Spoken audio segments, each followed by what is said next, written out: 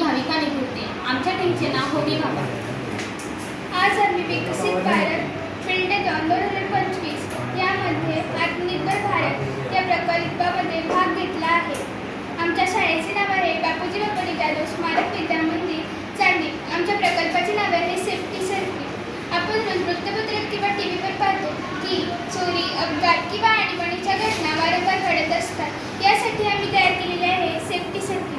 त्यामध्ये आम्ही switch, antenna, battery तसेच सर्किटचा वापर करून हा प्रकल्प तयार केलेला आहे। एखादा व्यक्ती अपघातात सापडल्यावर हे स्विच ऑन केले तर ठराविक नंबर जसे की कुटुंबीय आणि पोलीस यांना लोकेशन मेसेज जाईल।